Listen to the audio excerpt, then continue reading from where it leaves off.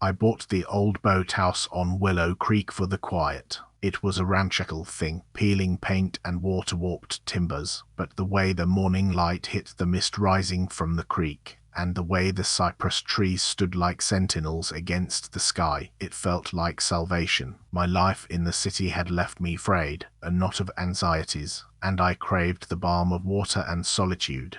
The previous owner, a reclusive old man, had only left a few things behind: a rusted fishing tackle box, a stack of waterlogged magazines, and a small porcelain doll. It lay on the dusty floorboards, nestled amongst a pile of dried leaves, its painted smile chipped, one glass eye missing. I picked it up, feeling a strange, cold heaviness. It wasn't the kind of doll a child would play with. It was an antique, unsettling in its stillness. I set it on a high shelf, intending to throw it out later, and began to unpack, eager to start my new, peaceful life. Peace, however, proved elusive. The first few nights, I attributed the sounds to the old building settling, or the wildlife outside. The gentle creak of floorboards above, a soft drip-drip when there was no rain, the faint, distant sound of humming. But then the things started.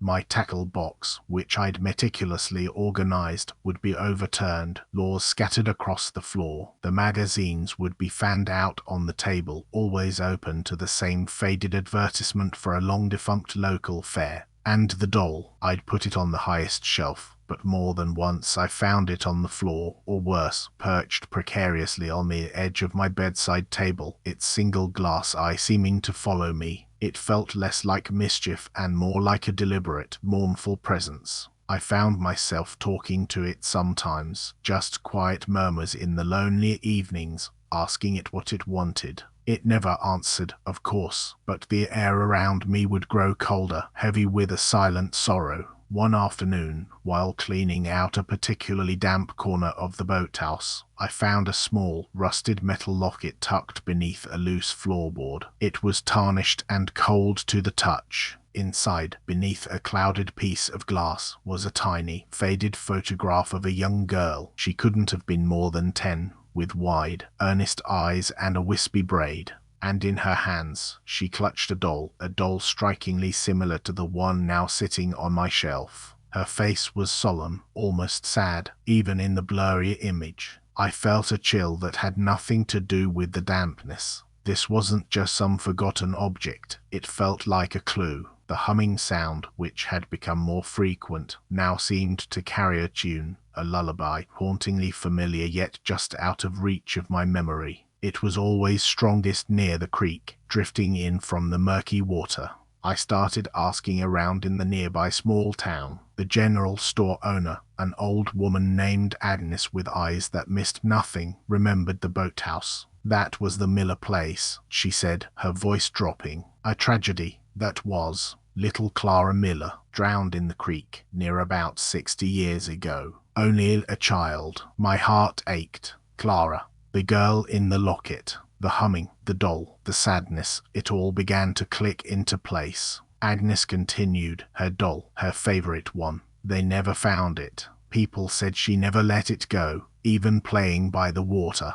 A profound wave of sorrow washed over me. Clara wasn't just a ghost, she was a child, forever linked to her lost toy and the place where her young life ended. The boathouse wasn't just haunted, it was grieving. Armed with Clara's story, I made a decision.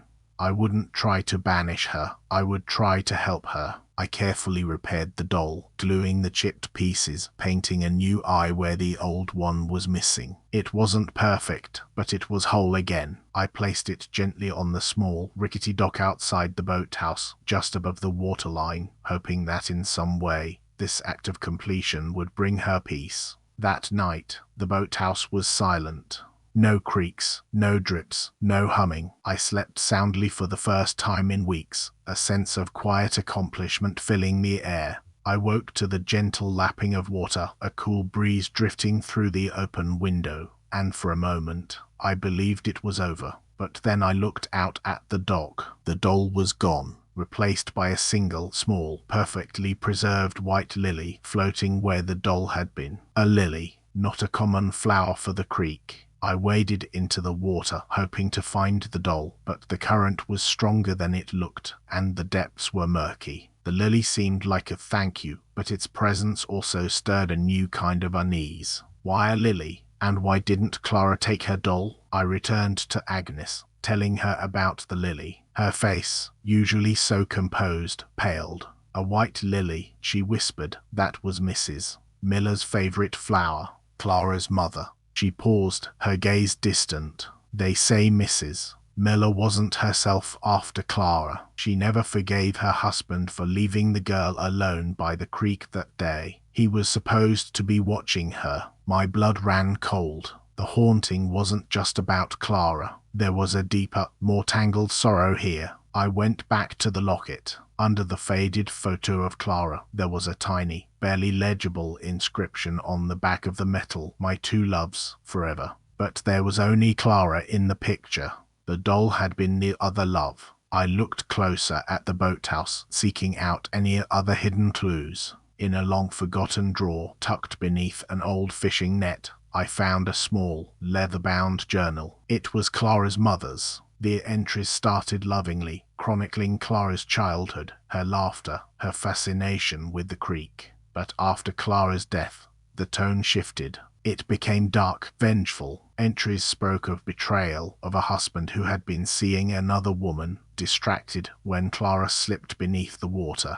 He'd been with her on the other side of the creek, not watching his daughter, oblivious to the tragedy unfolding just yards away. The man had promised to watch Clara, but he was too busy with his secret. The chilling truth settled over me like the creek's cold mist. It wasn't Clara who was haunting the boathouse for her doll. It was her mother, Mrs. Miller, unable to rest. Her sorrow curdled into a cold, furious need for justice. The doll was a symbol, not of Clara's lost innocence, but of the love and trust her husband had betrayed. Mrs. Miller wanted her husband to suffer, to know what it felt like to have his most cherished possession stolen, just as Clara had been stolen from her. The doll was never for Clara to take to the afterlife. It was a lingering torment for the living. The boathouse wasn't just a place of grief, but of quiet, vengeful retribution. I found the doll later, floating face down in a deep pool of water, impossibly far from where I'd left it, its fixed, painted smile now truly a horror. And now, the soft, mournful humming I'd grown accustomed to has changed. It's lower, more guttural, a sound that vibrates in the bones. Sometimes, late at night, I hear a woman's voice, whispering my name, soft and insistent, just outside my window, urging me closer to the water. I know now that Mrs. Miller doesn't want peace, she wants company, and she wants me to join her in her sorrow, to understand the depths of a mother's vengeance, forever tied to the cold, unforgiving current of Willow Creek. Thank you for listening. If this story found you in the dark, subscribe and turn on notifications. A new tale waits every night.